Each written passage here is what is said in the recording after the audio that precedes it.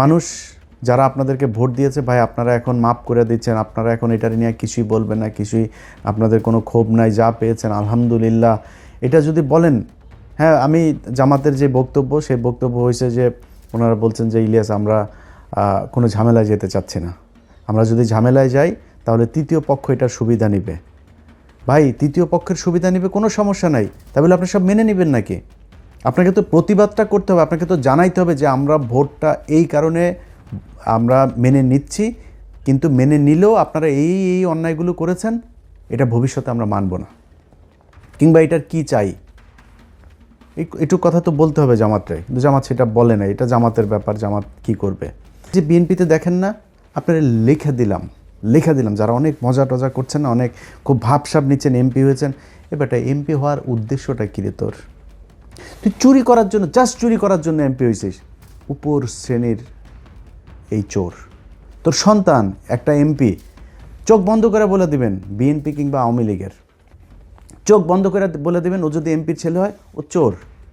ওর পেটের মধ্যে পাড়া মারলে চুরির টাকা বের হবে, চুরির ভাত বের হবে, খাবার বের হবে, ও যে গাড়ি চড়ে সেটা চুরির টাকার, এই বাংলাদেশের জনগণের চুরির টাকার ইয়ে। ওর বাপ এত টাকা বেতন পায় না যে ছেলেরে অস্ট্রেলিয়া, ইউকে, ইউএসএ সেখানে নিয়ে পড়াশোনা করায়। সব এমপিদের ছেলেমেয়েরা বিদেশে পড়াশোনা করে, সবার, একজনও বাদ নাই। কিছু হইলেই তারা বিদেশে টাকা পয়সা কেমনে পাঠাবে, পোলাপাইনরে কেমনে বিদেশ পাঠাবে, আর পাতলা পায়খানা, হাঁচি কাশি যাই হোক, তারা সিঙ্গাপুর, থাইল্যান্ডে গিয়ে ট্রিটমেন্ট নেবে। এটা কমন জিনিস। টাকাটা কোত্থেকে আসে?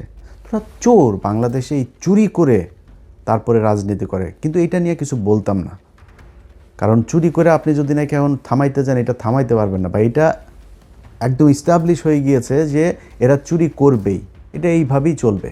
কালকে একজনকে আমি বলছিলাম যে যে কোনো এক পুলিশ অফিসারের আপনার সাথে কথা হচ্ছিল, আমি তার বললাম যে ভাই, ওনার সাথে কথা বলার সময় ভাবি আবার পাশে থেকে বলছে যে ভাই কী অবস্থা, সেই মাঝে মধ্যে কথা টথা হয়।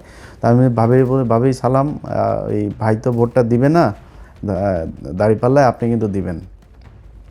তো উনি এই ইয়ের বলল, ওনার হাজব্যান্ড আমার আবার বলল যে কয় ভাই, আমরা দাঁড়িপাল্লায় ভোট দিতে পারবো না, এটা আমাদের এই উপরের একটা হয়েছে, সিদ্ধান্ত হয়েছে যে আমরা এই দাঁড়িপাল্লায় ভোট দেবো না, ধানের শীষ। আমি বললাম ভাই কেন এটা এত হলেন? কয় না ভাই, আমরা এটা যদি তার দাঁড়িপাল্লা যদি আসে তাইলে আমাদের সমস্যা হবে। মানে বুঝছেন তো, ওই ঘুষ খাবে, ওইটা ও একদম এই মাইন্ডের ভিতরে, মাথার ভিতরে ঢুকিয়ে রেখেছে যে ও ঘুষ খাইয়েই মরবে, ওর ঘুষ দিয়েই চলতে হবে, ও সৎ হবে, এই চিন্তাভাবনা ওর মাথার ভেতরে নাই। এ নাকি তার আরও ঊর্ধ্বতন কিছু অফিসার সহ নাকি তারা এই করেছে, না জামাত ইসলামরা আসতে দেওয়া যাবে না। এই হয়েছে গিয়া মানে বাংলাদেশের অবস্থা। এই জায়গা থেকে আপনি রাতারাতি চলে আসবেন, এটা সম্ভব না। এরা করে, আরে বাবারে বিএনপি এসেছে, বিএনপি, তোর সমস্যা কি? তোর লাভটা কি? ধান্দাবাজি করবি এখানে বসে বিরিয়ানির দোকান থেকে টাকা খাইতি, এখন ওইখানে যায় বাংলাদেশে যায় 5 স্টার হোটেল, ওই যারা টেম্পু থেকে টাকা টুকা উঠাবে ওদের কাছ থেকে তোরা চান্দা নিয়ে খাবি। এটাই তো, একটা টেলিভিশনে যায় না বসবি, এরপরে ওইখান থেকে বসে বসে তারপরে ধান্দাবাজি করবি বিভিন্ন জায়গায়। তোরা এই যে এমপির কাছে যে এলাকার পোলাপান যে যায় টাকা পয়সাগুলি দেয়, এটা কিসের টাকা? যে ভিক্ষা করে ওর টাকাও তোদের পেটে যায়। এই যে এমপিদের পোলাপান যারা আছিস, তোদের পেটের মধ্যে ভিক্ষা করে ফুটপাতে বসা ল্যাংরা খোরা যেসব মানুষ, যাদেরকে আল্লাহ কোনো না কোনো কারণে প্রতিবন্ধী বানিয়েছেন, এরা হালাল ইনকাম করে, ভিক্ষা হালাল, কিন্তু খুব নিম্নমানের হালাল, কিন্তু হালাল, এটা হারাম না। সেই মানুষের টাকা তোদের পেটে আসে, কারণ ওই যে ভিক্ষা করে না, ওরা কিন্তু চাঁদা দেয়, চাঁদা না দিয়ে কেউ বসতে পারে না, এই চাঁদার এই টাকাও তোদের পেটে। সো এমপি দিয়ে তোরা এই এমপি হয়েছিস, এই আবার ভোট চুরি করে এত খুশি হয়ে তারপরে এত ভাল লাগে কথা বলতে। আরে বাবারে বাবা, মনে হয় বিরাট একটা ব্যাপার, বা কি ভাই কি হইল, আরে বাবা বিশাল ব্যাপার। কি করবি? চুরি করবি? কোনো ভালো উদ্দেশ্য আছে? একজন এমপি বল আমার, বিএনপির একজন এমপি আছে যার কিনা উদ্দেশ্য আছে আসলে দেশের এই করা, দেশের সেটা মারা? এরা এই যে কথা বলে দেশের মানুষের জন্য কিছু, আল্লাহর পর সালারা, তুই মানুষের জন্য যদি কিছু করতে চাইতি তো সম্পত্তি কমে? কোনো এমপির সম্পত্তি কমে জীবনে কোনো দিন? ওই এমপি হইলে ওর যদি 5 কোটির মালিক হয়, পরের বছর এই হলফনামার মধ্যে যাই করে। এই হইল গিয়ে অবস্থায়, এই হলফনামাটা নিয়েও এই ইউনূসের সরকার এই শয়তানি করেছে। আওয়ামী লীগের সময় হলফনামাগুলো অনলাইনে দেখা যাইতো, কয়দিন আগে এই নির্বাচন কমিশন আসার পরে হলফনামাগুলো সব বন্ধ করে দিয়েছে। বন্ধ করেছে কেন জানেন? 2018 সালে এইবারের অনেক বিএনপির প্রার্থীদের হলফনামা ওইখানে ছিল। ওই সম্পত্তির হিসাব এই 1.5 বছরে তো মিলবে না। এই 1.5 বছরে তো এক একজন আঙুল ফুলে কলা গাছ হয়েছে, এগুলো তো মিলবে না। তো না মিললে কি হবে? না মিললে তাইলে দেখে ফেলবে, বুঝে ফেলবে, ইচ্ছা করে খুব উদ্দেশ্য প্রণোদিতভাবে সেই ইয়েটা ওইখান থেকে সরানো হয়েছে, হলফনামাটা। রেজাল্টটার আমি যখন কিনা 12টা পর্যন্ত আপনাদের করলাম, ঘুমাইলাম, তখন পর্যন্ত আপনাদেরকে আমি সবশেষ লাইভে বলেছিলাম যে প্রথমে চারিদিক থেকে দাঁড়িপাল্লা রেজাল্ট আসা শুরু করেছে। আমার 2-1 ফোন করেছে মানে মজা করার জন্য, ভাই টিকিট করেন, দেশে আসতে হবে, সেই। আমি বললাম ভাই দেখেন এখনও বহুত খেলা বাকি আছে এখানে, এত ইজি না জিনিসটা, এখনও ন্যাশনাল ইন্টারন্যাশনাল ডিপ স্টেট, তারপরে হইল গিয়া উত্তর পাড়াটারা যা আছে সব মিলে তারপরে বহুত হিসাব আছে। তখন নির্বাচন কমিশনের যে অ্যাপসটা আছে সেখানে দেখাইলো সব শেষ, ওরা দেখিয়েছে দাঁড়িপাল্লা 17 আর ধানের শীষ 12। প্রথমে কিন্তু 5টা না 6টা সব দাঁড়িপাল্লা, এরপরে সব শেষ এসে দাঁড়াইলো হইলো আপনার দাঁড়িপাল্লা হইলো এই 17 আর ওরা 12। হঠাৎ করে অ্যাপসটা বন্ধ হয়ে গেল, ওইখানে আর কোনো কিছু দেখায় না, কিচ্ছু দেখা যায় না। আমি আপনাদেরকে এখনও দেখাই, সেখানে আপনারা যদি যান, আপনারা নিশ্চয়ই অনেকেই এখানে এই অ্যাপসের ব্যাপারে আপনাদের জানা আছে। এই যে দেখেন রেজাল্ট শেষ হয়ে গিয়েছে, প্রধানমন্ত্রী বসা যাবে কিছুক্ষণের মধ্যে। সেই দেশে এখন পর্যন্ত নির্বাচন কমিশনের এই চোরের বাচ্চাদের সাথে আমার সমস্যাটা কেন হয়েছে সেটা এই দেশের মানুষ হারে হারে টের পাবে। এই চোরের বাচ্চারা আসার পর থেকে, শুরু থেকে এরা জাউরামি শুরু করেছে। ইন্টারন্যাশনাল জাউরা একটা নিয়ে বসাইছে ওইখানে, ন্যাশনাল জাউরাদের পাশাপাশি ইন্টারন্যাশনাল জাউরাও সেখানে বসেছে। সেই জাউরারা বসে তারপরে কি করলো, যারা ওদেরকে বসাইলো ওদের নাম দিল মব নাম দিয়া তারপরে করলো কি, ওদের দায় মুক্তি দিল। শুয়োরের বাচ্চা, দায় মুক্তি, শেখ হাসিনারে খেদাইছে, এটার দায় মুক্তি। এটা কি অপরাধ করছে যে ওর দায় মুক্তি দিব? হিটলারের দেশে দায় মুক্তি দেওয়া হয়েছিল, মুসলিনের দেশে দায় মুক্তি দেওয়া হয়েছিল, কয়েকদিন আগে সিরিয়াতে হয়েছে, দায় মুক্তি দেওয়া হয়েছে। জীবনে কোনোদিন কোনো বিপ্লবে দায় মুক্তি দেওয়া হয়? দায় মুক্তি দিলে কি হয় এটা বাংলাদেশেই উদাহরণ আছে। জিয়াউর রহমান ইনডেমনিটি দিয়ে গিয়েছিলেন, এই আপনার ইনডেমনিটিটা যদিও মুস্তাকের সময় দেওয়া হয়েছিল, সে এক্সটেন্ড করেছিল, সে ওইটারে উজ্জ্ব করে নাই, কিন্তু ইনডেমনিটি দেওয়া হয়েছিল যে 15ই আগস্টে এটা নিয়ে কোনো বিচার করা যাবে নাই, সেই বিচার হয় নাই। আজকে যে দায় মুক্তি দেওয়া হয়েছে, এই দায় মুক্তি দিয়ে ইউনূস প্রমাণ করে গিয়েছে যে এরা অপরাধ করেছে, এই অপরাধের বিচার করা যাবে না। আমি অপরাধ করি না, আপনি দায় মুক্তি দিবেন কেন? যেদিন দায় মুক্তির কথা বলা হয়েছে, দায় মুক্তি অধ্যাদেশ যেদিন জারি করা হয়েছে, সেদিন এই যে যারা আছে আজকে বিপ্লবী, যারা জুলাই আন্দোলনের নেতৃত্ব দিয়েছিল, এদের ফাঁসির দড়ি রেডি করে গিয়েছে সেদিন থেকে। এরা এসে এখন সুশীল সাজে, একদম শুরুতেই মাহমুদুর রহমান যখন দেশে গেল, মাহমুদুর রহমান দেশে যাবে, তারা মাহমুদুর রহমানের 3-4 দিন জেলে থাকতে হইল। ওনারা আইন মেনে, তারপরে তুই কোন আইন দিয়ে রে উপদেষ্টা হয়েছিলি আমারে বলতো, কোন আইন তোরে শেখ হাসিনারে দেশ থেকে বার করাইলি? শেখ হাসিনার সংবিধানে কোনো অসাংবিধানিক, কোনো অনির্বাচিত সরকারের কোনো অস্তিত্ব আছে? সেই সংবিধানের উপরে বসে তোরা চুপ করে রেখে দিছিস, তোরা আসিস এদের বিরুদ্ধে দায় মুক্তি অধ্যাদেশ দেশ। এই দায় মুক্তি দিয়া আমি আজকে আমার মানে আল্লাহ কতদিন বাঁচিয়ে রাখবে সেটা জানি না, সারা জীবন তো বেঁচে থাকবো না। আমার মৃত্যুর আগে হোক আর পরে হোক, আপনাদের একটা জিনিস বলে গেলাম, এই দায় মুক্তি দিয়া যারা এই হাসনাত, সার্জিস, নাহিদ, আসিফ, মাহফুজ যারা আছে না, এদের ফাঁসি একদিন এই দেশে হবে, হইতে পারে যদি এই দেশে আবার আওয়ামী লীগ ব্যাক করে। আর আওয়ামী লীগ যে ব্যাক করবে সেটা মোটামুটি গ্যারান্টি হয়ে গিয়েছে। আওয়ামী লীগ আপনি রাজনীতি এই দেশে করতে দিবেন, রাজনীতি করতে দেওয়ার পরে মনে করেন 10-15 বছর পরে আওয়ামী লীগ আসলো, আপনাদের এই বিচার করবে না? বিচার তো করার জন্য আপনি সুযোগ দিয়েছেন, আপনি বলেছেন আপনি অপরাধ করেছেন, সেটার দায় মুক্তি দেওয়া হয়েছে, দায় মুক্তি অধ্যাদেশটা বাতিল করে দিল। কি করবেন? 15ই আগস্টের ঘটনায় সব কটার ফাঁসি দেওয়া হয়েছে না? এই একই দায়মুক্তির অধ্যাদেশ করা হয়েছিল তো, তাই না? এই ইন্ডেমনিটি দিয়েই তাদের বাঁচিয়ে রাখা হয়েছিল, দেশ থেকে বের করে দেওয়া হয়েছিল। তারপরে জিয়াউর রহমান যদি সেদিন এই বিপ্লবীদেরকে দেশে রেখে তারপরে যদি সরকার পরিচালনা করত, সেই বিপ্লবী সরকার দিয়ে যদি পরিচালনা করতো, তাহলে জিয়াউর রহমানেরও মরতে হইতো না। জিয়াউর রহমান এই একই পাকনামি করে তারপরে তাদেরকে, মেজর ডালিম যিনি এখন বাইরে আছেন, যদি আধা ঘন্টা তার সাথে কথা বলেন, তাহলে 29.5 মিনিট জিয়াউর রহমানের গালাগালি করে উনি। বিশাল ক্ষোভ তার, প্রচণ্ড ক্ষোভ, অনেক ঘৃণা আমার দেশের প্রতি। কারণ এই দেশ তারা বাঁচিয়ে গিয়েছেন, এই বীর যোদ্ধাদেরকে আমাদের দেশের মানুষ সম্মান করতে পারে নাই, এই জন্য আজকে দেশের এই অবস্থা। আপনারা এখন দাঁত কেলায়া তারপরে হাসেন, আরে বাবারে বাবারে বাবা, কত নির্লজ্জ হইলে একটা মানুষ। আরে বেটা, মানুষ জানে না আমরা কারা, আমরা কি কথা বলি আমরা জানি না। তো একজন আমার একটু আগে বলতেছে যে ভাই আপনি বিএনপির বিরুদ্ধে একদম এইভাবে অলওয়ে কেন গেলেন? এবার বিএনপির বিরুদ্ধে যাই নাই, বিএনপি যে চাঁদাবাজি করে, চাঁদাবাজি করেই খাবে, এটা আমরা জানি। আমি আওয়ামী লীগ আমলে বলেছি এই কথা, যে বিএনপি যদি 15 বছর সুযোগ পায় তাহলে আওয়ামী লীগের চেয়েও ভয়ঙ্কর অবস্থা ধারণ করবে দুর্নীতির দিকটা। খালি জিয়া পরিবারের প্রতি সম্মানটা কেন? জিয়া পরিবারের প্রতি সম্মান একটাই কারণ, সেটা হচ্ছে যে ভারতের বেলায় তারা এই ভারত তার বাবাকে মেরেছে, ভারত তার মাকে মেরেছে, হইতে পারে এই ভারতের হাতে তারও মৃত্যু হবে।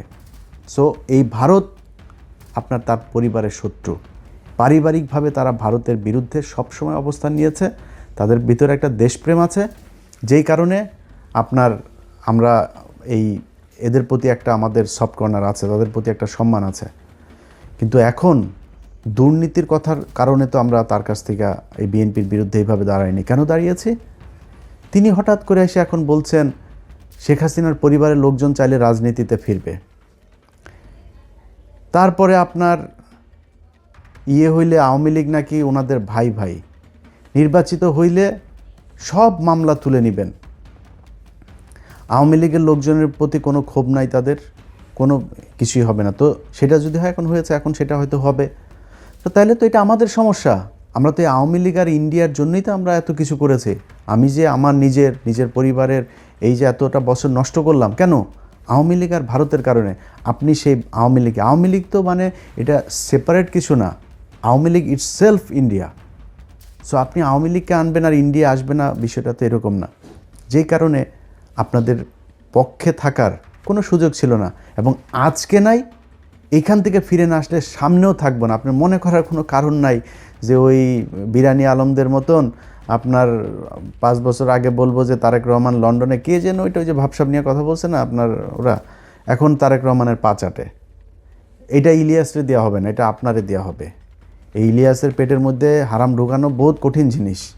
সো ওইটা আপনাদের দেওয়া হবে। আপনারা হাসি খুশি তারপরে এখন খুব মজায় থাকবেন, এটা আপনারা জন্ম নিয়েছেন অসৎ পয়সা, হারাম টাকা, মানুষের কুকুরের মতো লাথি উষ্টা খায় তারপরে তার পায়ে চাপা ধরে বসে থাকার জন্য। আমাদের এই জন্য জন্ম হয় না। আল্লাহ যেন ওই রাস্তায় জীবনে কোনো দিন না নেয়। জীবনের সবচাইতে খুব খারাপ পরিস্থিতির ভেতরে দাঁড়ায়ও নিজের আদর্শ যেটা, ওইটা ধরে রাখবো। এইটা সারা জীবন করব, আজকে করছি, পরেও করব। জামাত ইসলাম আজকে হেরে গিয়েছে না, হারানো হয়েছে তাদেরকে। এই জামাত ইসলামের খুব খারাপ ভয়ঙ্কর পরিস্থিতিতেও ছিলাম, সামনেও থাকবো, যতক্ষণ পর্যন্ত দেখবো যে না এই লোকগুলি সৎ। আমার যদি আপনি এখন ইন্ডিয়ার বিষয়টা না আনতেন, আমি বিএনপির সাথে জামাতের বিষয়টা এইভাবে করতাম না। কিন্তু যেহেতু আমি নিজের চোখে দেখছি এই দেশের, এই ভারতের হাতে আমার শত্রু, ভাই পৃথিবীতে আমার কোনো শত্রু নাই, আমার শত্রু একটাই, সেটা হচ্ছে ভারত। এই ভারতের বিরুদ্ধে ভারত যাদেরকে অপছন্দ করে, আমি তাদের দলে। সো তারা স্পষ্ট অবস্থান নিয়েছে, তারা সরাসরি বলেছে যে খালেদা পুত্র ভারতের সাথে সমঝোতা করে দেশে ঢুকেছে। তাদের পত্রিকা নিউজ করেছে। এই কয়েকদিন আগে তাদের এক মিলিটারি অফিসার, খুব ঊর্ধ্বতন অফিসার, রিটায়ার্ড, সে বলেছে যেদিন বলেছে যে দিল্লি না ঢাকা, ঢাকা ঢাকা, দিল্লি না পিন্ডি, ঢাকা ঢাকা ঢাকা, এই ঢাকা না পিন্ডি, ঢাকা ঢাকা, এটা যেদিন বলেছে সেই দিনই বিএনপি শেষ হয়ে গিয়েছে, সেদিনই বিএনপি ভারতের পক্ষে চলে এসেছে। মিলিটারি অফিসার বলেছে এই কথা। তো এর মানে হলো কি, যে ভারতের সাথেও তাহলে নিশ্চয়ই কিছু একটা হয়েছে, আমরা তো সেটা এখনও জানি না সেই ঘটনা কি হইলো, আসলেই কি। তো এই জিনিসগুলি আমরা দেখলাম সেই শুরু থেকে এখন পর্যন্ত। তো দেখে একটা নির্বাচন হইল, এবং সেই নির্বাচনের মধ্যে যদি নাকি মিনিমাম আপনাদের লজ্জাবোধ থাকতো বা সততাবোধ থাকতো, তাহলে নির্বাচন শুরু হওয়ার আগের থেকে 2 মাস ধরে যখন এই যে মানুষগুলোকে আপনার করা হচ্ছে, হুমকি দেওয়া হচ্ছে, ঘর থেকে বের হইতে পারবে না, ঘর থেকে বের হইলেই কিন্তু পা ভেঙে দেওয়া হবে, ভোট কেন্দ্রে ধানের শীষের লোক ছাড়া কাউকে যেতে দেওয়া হবে না, এই এই এই হুমকিগুলো দিয়েছে না? এই হুমকি দেওয়ার পরে বিএনপি থেকে কোনো ব্যবস্থা নেওয়া হয়েছে? তারেক রহমান দেশে যাওয়ার পরেও কোনো ব্যবস্থা নেওয়া হয়েছে? কিছুই করা হয় নাই। তাহলে ঘটনাটা কি দাঁড়াইলো? ঘটনা দাঁড়াইল আপনারা এরকম একটা নির্বাচন করেই ক্ষমতায় আসতে চেয়েছেন। সো এত ভাব মারার কিছু নাই তো। চুরি করে এসেছেন ক্ষমতায়, চুরি করে ক্ষমতায় দেখেন থাকেন। আল্লাহ যা করে ভালোর জন্য করে।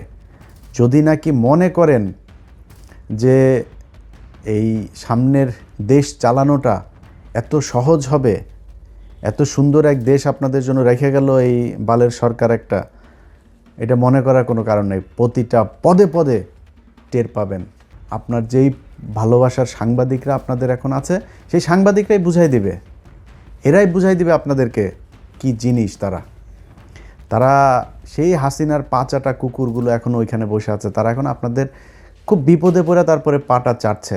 কয়দিন পরে পা দুইটা ধাপ করে সরাই দেওয়ার পরে বিচিতে ধরে টান দিবে, বলে গেলাম এটা।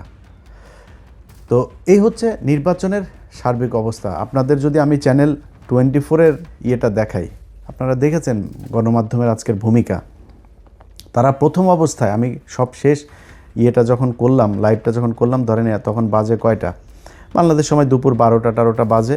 ওই সময়টাতে দেখেন তারা কি করলো, নিউজ করছে শুধু বিএনপির, শুধু বিএনপির। আরে আমার তো মানে মূল ছিল যে খবরটা জানা, যে চুয়াডাঙ্গার অবস্থাটা কি, যে চুয়াডাঙ্গায় কতজন এই শরীফের বিরুদ্ধে যে দাঁড়িয়েছে মাসুদ পারভেজ রাসেল, তার কী অবস্থা। ওনার আবার ওইখানে আমার কিছু সম্পৃক্ততা আছে, যেই কারণে আমার এটা নিয়ে খুব আগ্রহ ছিল। রাত 12টার ভেতরে উনি রেজাল্ট পেয়েছেন। মানে এই রেজাল্ট পাওয়ার পরে সেই মাসুদ পারভেজ রাসেলের নিউজ হয়েছে হলো চ্যানেল 24-এ এখন থেকে 2 ঘন্টা আগে। তারপরে ওইখানে ছাড়াও গত 3 ঘন্টার মধ্যে আপনি যদি নাকি রেজাল্টগুলো দেখেন এখন বেশিরভাগ জামাত যাচ্ছে। দেখেন রাজশাহী 4 আসনে আব্দুল বারী সরকার, তিনি 1,15,000 পেয়ে বিজয়ী হয়েছেন। তারপরে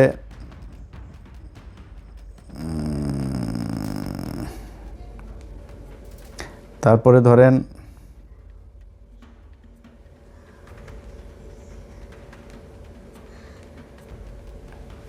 আচ্ছা, অ্যাডভোকেট রুহুল আমিন চুয়াডাঙ্গা 2 আসন থেকে বিজয়ী হয়েছেন। তারপরে হইল গিয়া রাজশাহী 1 আসনে বিজয়ী হয়েছেন মোহাম্মদ মুজিবুর রহমান, 1,71,000 ভোট পেয়েছেন। মোহাম্মদ আফজাল হোসেন কুষ্টিয়া 4 আসনে পেয়েছেন, 2 ঘন্টা আগের নিউজ। কুষ্টিয়া 3 আসনের বিজয়ী হয়েছেন মুফতি আমির হামজা। তারপরে ঢাকাতে দেখেন, ঢাকাতে এই খবর তারা বহু আগে পাইতো। ঢাকার রেজাল্ট বেরোতে কেন এত সময় লাগবে? আতাউর রহমান বাচ্চু নড়াইল 2 আসনে পেয়েছেন দাঁড়িপাল্লা। তারপরে আপনার নামগুলো মনে রাখেন। তারপরে দাঁড়িপাল্লার অধ্যক্ষ আব্দুল হালিম বাগেরহাট 4 আসনে পেয়েছেন। তারপরে বাগেরহাট 2 আসনে বিজয়ী হয়েছেন শেখ মঞ্জুরুল হক রাহাত ভাই। ঢাকা 5 আসনে দাঁড়িপাল্লা বিজয়ী হয়েছেন। দেখেন ঢাকা 5 আসনে কেন এখন রেজাল্ট আসতে হবে? 3 ঘন্টা আগে রেজাল্ট দিয়েছে সিরাজগঞ্জ 4 আসনে রফিকুল ইসলাম ভাই। তারপরে হইল গিয়া ওই যে হাবিবুর রহমান নামে বাটপার আছে যে একটা, এই বাটপার ফেল করেছে আবু তালেব মণ্ডল ভাইয়ের কাছে পাবনা 4 আসনে। তো এনারা এই খবরগুলো এখন দিচ্ছে। আপনাদের মনে আছে শুরুতে যখন তারা বিএনপির খবরগুলো সব দিচ্ছে, আমি আমার সব শেষ লাইভ যেটা করলাম, আমি আমার লাইভে এই নামগুলো বলে গিয়েছি না? এই যে রাহাত ভাইয়ের নাম বলে গিয়েছি না? এই যে চুয়াডাঙ্গা 2টা আসন, এই যে মুফতি আমির হামজা সহ কুষ্টিয়া 3টা আসনের কথা, বাগেরহাট আসনের কথা, এগুলো বলে গিয়েছি না? সেই রেজাল্ট এখন আসছে। কেন আসছে? এখন কেন আসছে? এখন ওনাদের যেই মানে লিমিট যেটা ছিল সেই লিমিট পূরণ হয়ে গিয়েছে। টার্গেট পূরণ হয়ে যাওয়ার পরে এখন দে গড়পড়তা এখন দে যা এখন যে যেমনি লবিং টবিং করে যার মতো করে পারছে সে সেটা নিচ্ছে। তো এখন আবার একদম না দিয়ে তো আর পারা যায় না, যে জায়গায় পারেই না ওই পোলিং এজেন্ট যারা ছিল তারা কোনোভাবেই নাসুর বান্দা হয়ে তারপরে দেখছে যে এটা ঝামেলা করা যাবে না, ওই জায়গাগুলোতে এখন আসন দিয়ে, আর এখন তো আসন এই কটা আসন তো দিতে হবেই, 2/3 হয়ে গিয়েছে, আর কি দরকার। এইভাবে নির্বাচনটাতে করা হয়েছে। তো এরপরে এখন সারা দেশের মানুষের ধরেন একটা ক্ষোভের জায়গা আছে। যেমন আমি নিজে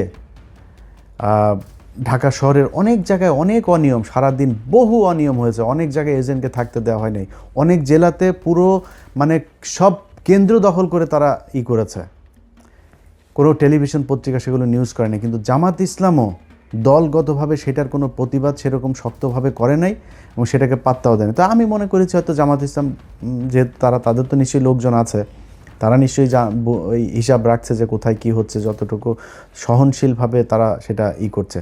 কিন্তু না, পরে দেখা গেল সেই ইয়েগুলোতে, যেমন আপনার ভোলাতে যে অধ্যক্ষ আপনার নজরুল ইসলাম, দেখেন তাকে মানে একদম জোর করে হারানো হয়েছে, তারপর অনেক ভোট পেয়েছে খুব কাছাকাছি ব্যবধানে। আপনার এই যে ভোলার আরেক আসনে ওই যে হাফিজ গিয়াসউদ্দিন আল মামুন, হাওয়া ভবন মামুনের যেই ভাই হাফিজ ইব্রাহিম, কাছাকাছি ব্যবধানে সে জয়ী হয়েছে। কত মানুষ ভোট দিয়েছে ওইখানে, ত্রাসের রাজত্ব, মানুষকে ঘর থেকে বেরোতে দেয়নি।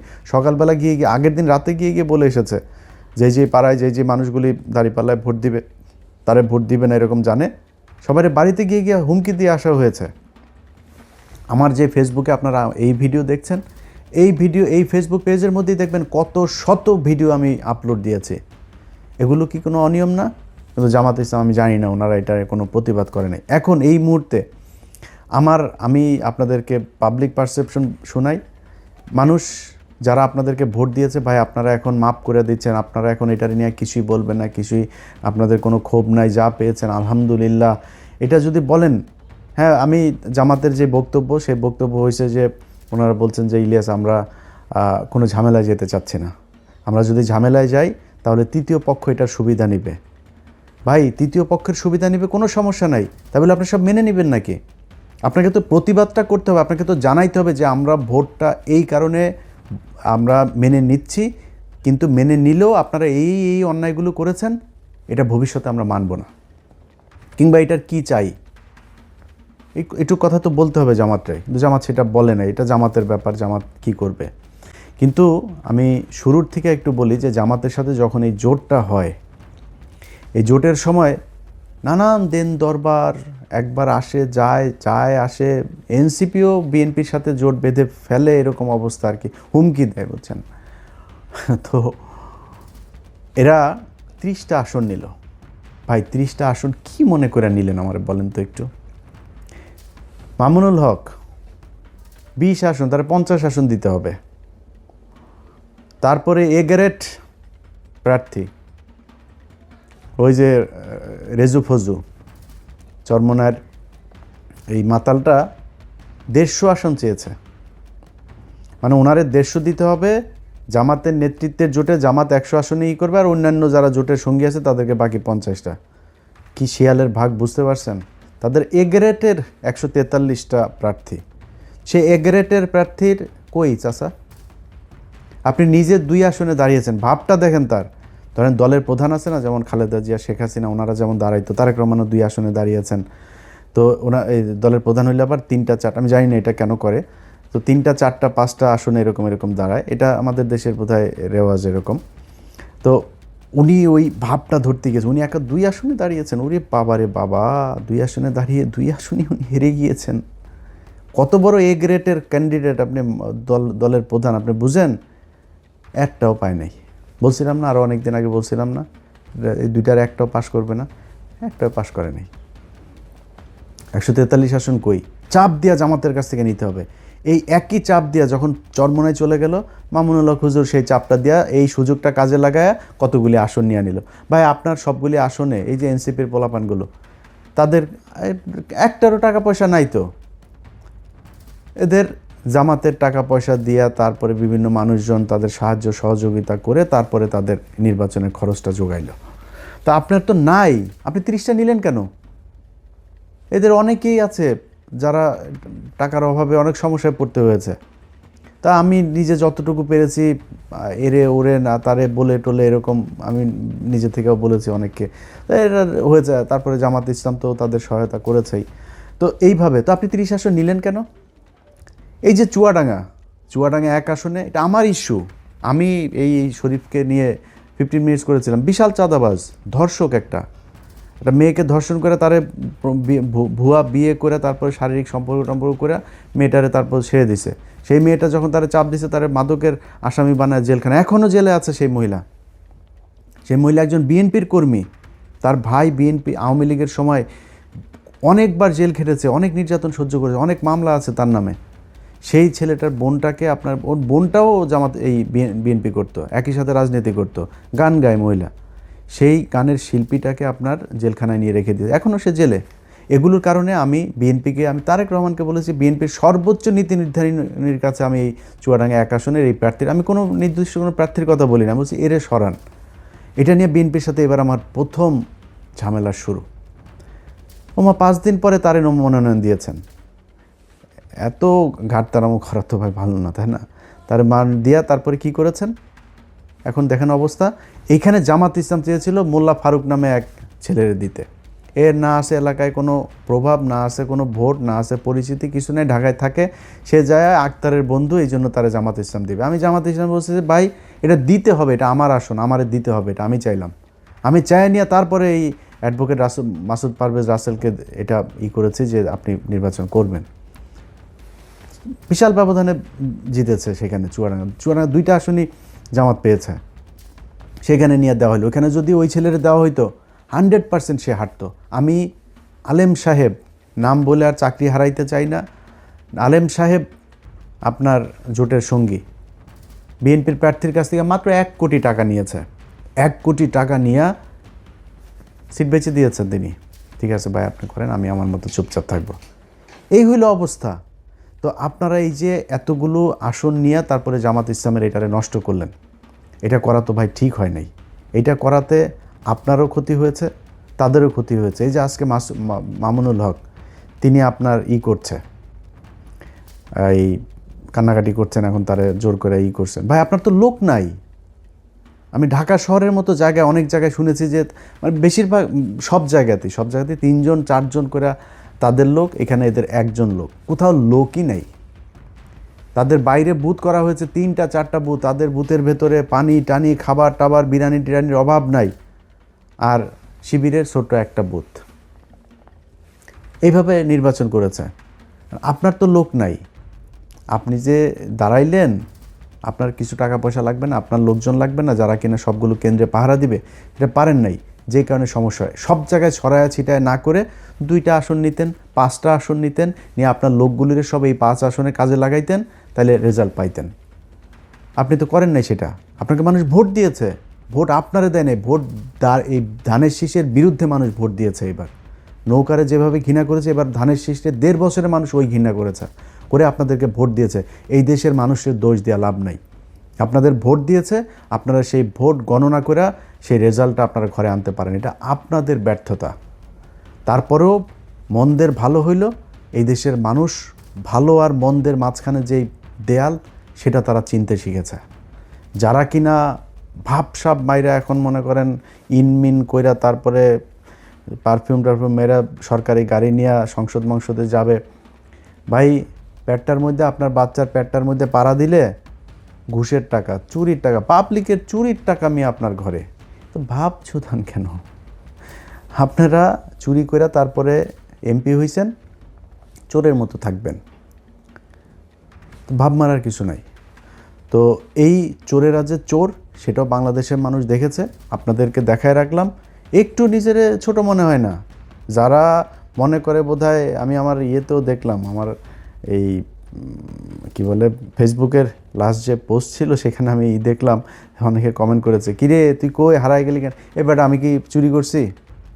আমি চোর, আমার পেটে ঘুষের টাকা, আমার পাশে পেটের মধ্যে চুরির টাকা। তোর বাচ্চাদের পেটের মধ্যে এখন সরকারি গমের টাকা যাবে, সরকারি চালের টাকা যাবে, ভিজিএফ কার্ডের টাকা যাবে, ফ্যামিলি কার্ডের টাকা যাবে তোর সন্তানদের পেটের মধ্যে, তোরা খাবি এগুলি।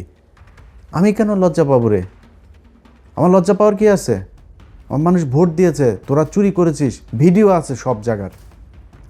মনে করেন যে আপনারা এখন ওনারা বলতে পারে যে ভাই সব জায়গাতে হয় নাই, সব জায়গাতে হয় না, এটা আপনারা বললো আগে। প্রতিটা আসনে হয়েছে, ইচ অ্যান্ড এভরি কনস্টিটিউয়েন্সি, কিন্তু যেটা হয়েছে কোনো জায়গায় কম হয়েছে, বেশি হয়েছে। এখন আপনি মনে করেন যেই জায়গাগুলোতে আপনারা করলেন, দেখলেন, আপনার দল থেকে বলা হয়েছে যে এই জায়গায় আমরা চুরি করে জিতছি, ভাই এই জায়গায় চুরিটা একটু বেশি হয়ে গেছে, আরবার নির্বাচন করব, বলছেন নাকি এখন পর্যন্ত? এই যে 2-3 মাস ধরে আপনার হুমকি দেওয়া হচ্ছে, ভোট কেন্দ্রে যাইতে দিবে না, ভোট কেন্দ্রে গেলে হাত পা গুঁড়া করে দিবে, তাদের বলা হয়েছে নাকি এই তোমার দিব না, নির্বাচন করতে দিব না? এই চুয়াডাঙ্গার কালকের দিনের ঘটনা, ভোট চলাকালীন সময়, আমার পেজে যায়েন ভাই, সব আছে এখানে। চুয়াডাঙ্গার প্রার্থীর ভাই শরীফুজ্জামান শরীফের ভাই টরিক, সে এক ভোটারে বলছে, কয় তোরা ভোট টোট দিতে যাবি না, ভোট দিতে যাইতে দেবে না, কয় তোরা দাঁড়িপাল্লায় ভোট দিবি জানি, তোরা ভোট দিয়ে যাবে না। আর শোন, ভোট দিতে যেও লাভ নেই, কারণ হচ্ছে গিয়ে ওই যে দাঁড়িপাল্লায় ভোট দিলেও ওইটা ধানের শেষে কিন্তু পাস করবে। দেখেন আমার পেজের মধ্যে যায় দেখেন, গেলে এখানে পাবেন, সব কিছু আছে ওই জায়গায়। এইটা হয়েছে, এইভাবেই নির্বাচনটা হয়েছে। তা আমরা লজ্জা পাবো কেন রে? তোরা চুরি করছিস, চোর, এমনিতেই কয়দিন পরে চুরি করবি, ভোটে আসছিসও চুরি করে। হাসিনা ঠিক যেমনি চুরি করতো তোরা ওইভাবেই চুরি করছিস। তো তোদের সাথে আর হাসিনার সাথে পার্থক্য কী?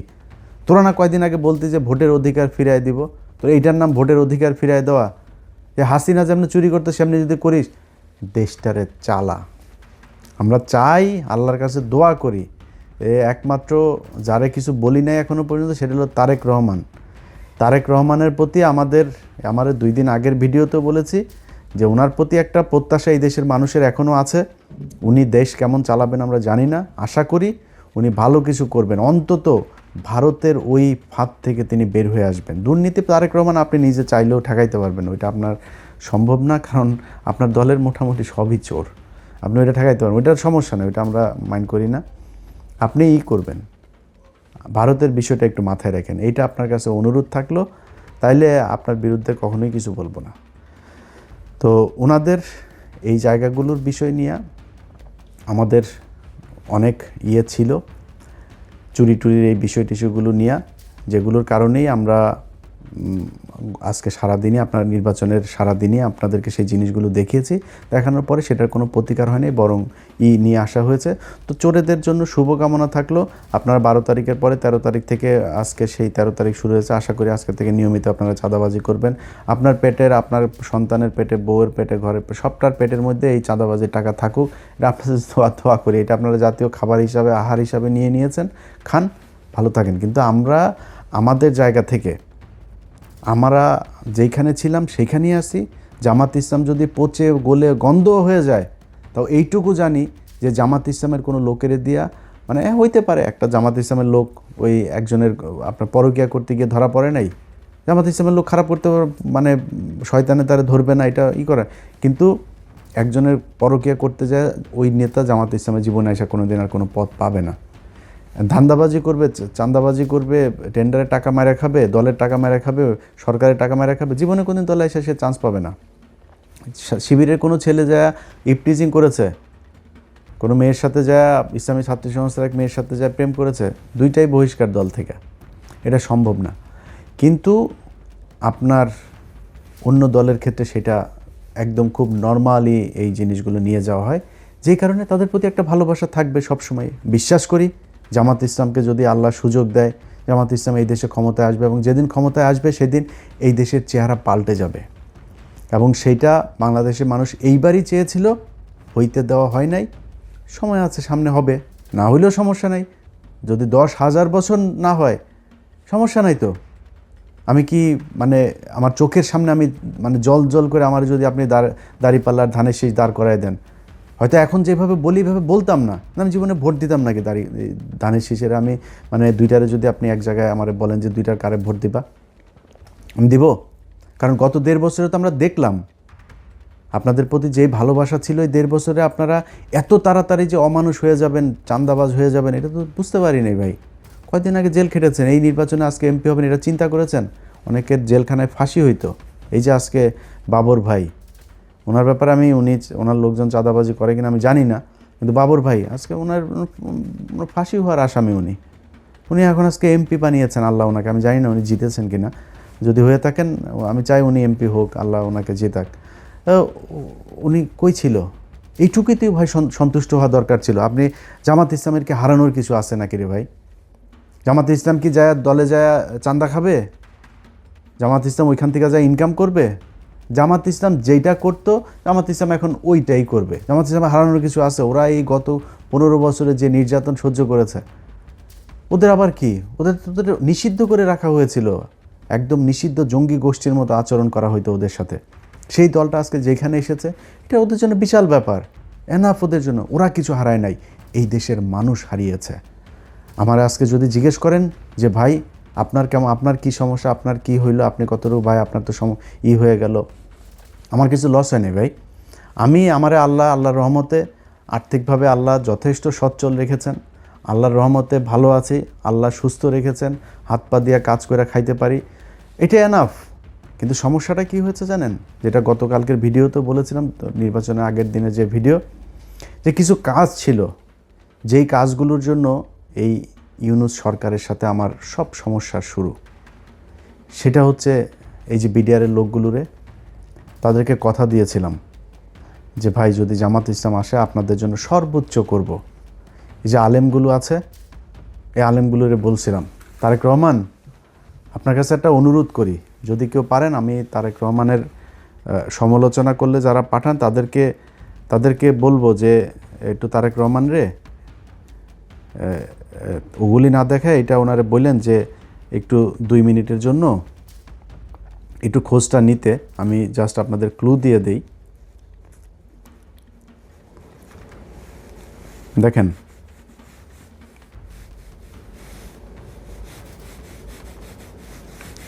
দেখেন এটা আপনাদেরকে আমি দেখাই, আমি জানি না আপনার দেখা যাবে কি না। আচ্ছা, এই যে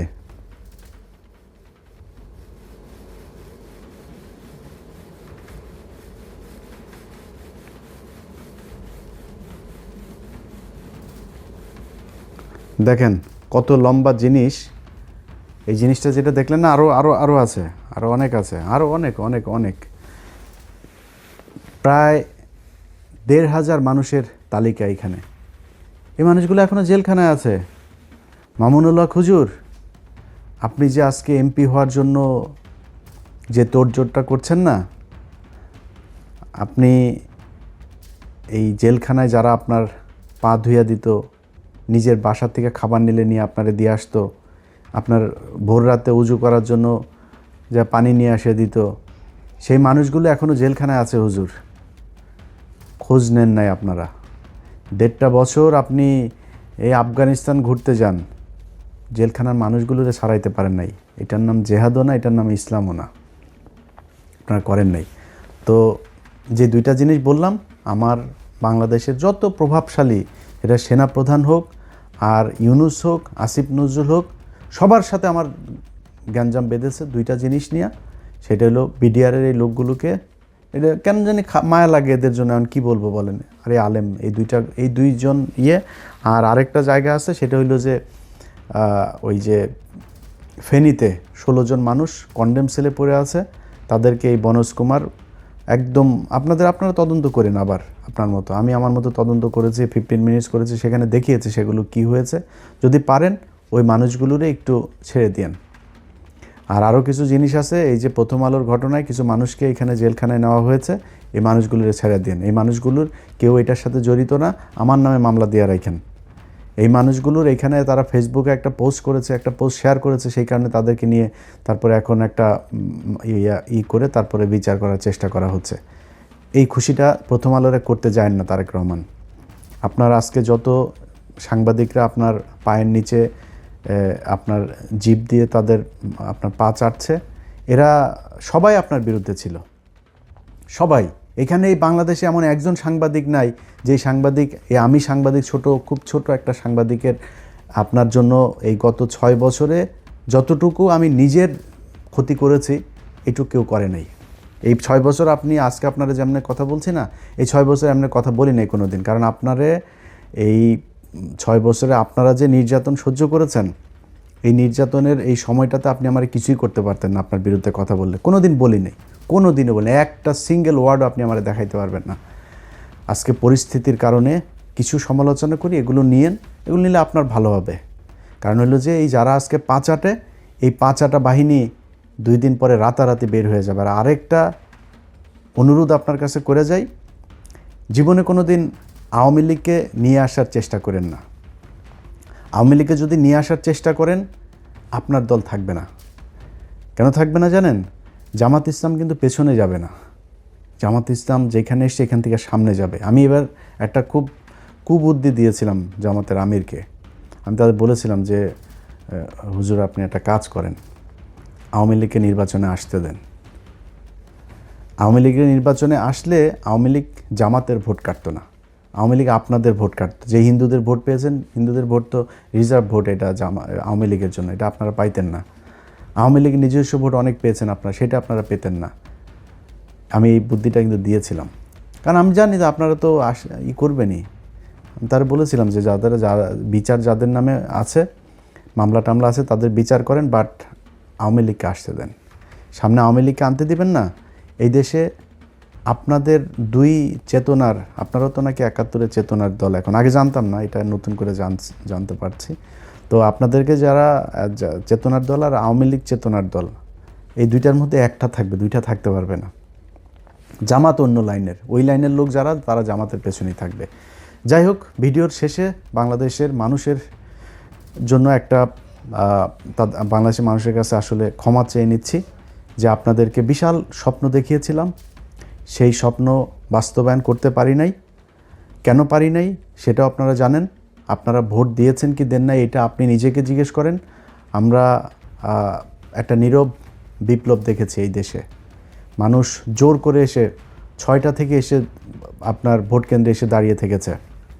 মানুষ ঝগড়া করেছে ভোট কেন্দ্রের ভেতরে 8-10 জন বিএনপির ক্যাডারদের সাথে তারা তর্ক করে নিজের ভোট নিজে দিয়ে এসেছে, এগুলো আমরা দেখেছি। সো আপনারা আপনাদের দায়িত্ব পালন করেছেন। আমার আসলে দায়িত্ব তো, আমি তো আর কোনো রাজনৈতিক দল না, আমি মাঠেও নাই। আমার না, বলবো জামাত ইসলাম দায়িত্বটা খুব ভালোভাবে বোধহয়, এই দায়টাও জামাত ইসলাম আমার মনে হয় তারা নেবে, এবং আপনাদের কাছে জামাত ইসলামও নিশ্চয়ই এই ক্ষমাটা চাবে।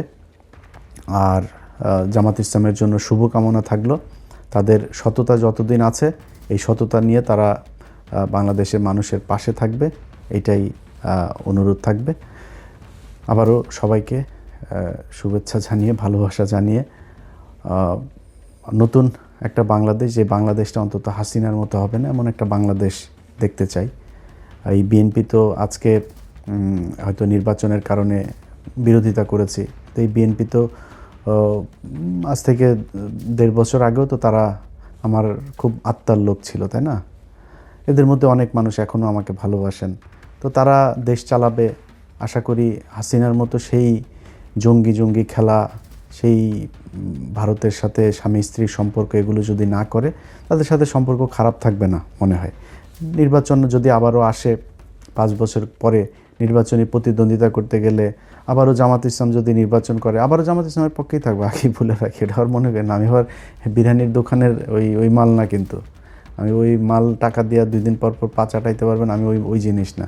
আবার নির্বাচন সামনে আসলে আবার ওই জামাত ইসলামের পক্ষেই থাকবো। যদি এই 5 বছর দেখে আপনারা ভারতের ব্যাপারে সুন্দর পদক্ষেপ নিয়েছেন, করেছেন, তাহলে যে কোনো দিন আবার আপনাদের প্রশংসা করে কথা বলবো, আমার কোনো সমস্যা নেই। আমি কারোর কাছে দায়বদ্ধ না ভাই, জামাতের থেকে বের হয়ে আপনার বিএনপির পক্ষে কথা বলবো, আর জামাত আমার টাকা পয়সা দিয়ে তারপরে আমাকে এই করেছে, তাদের দলে নিয়েছে, তারপরে তার টাকা পয়সা দেওয়ার ওই ফুটেজ বার করে দিবে, ভাই ওগুলি তো করি নাই কারোর সাথে, আপনার সাথেও করিনি, তাদের সাথেও করিনি, কারোর সাথেই করিনি। সো আমি কারোর কাছে দায়বদ্ধ না।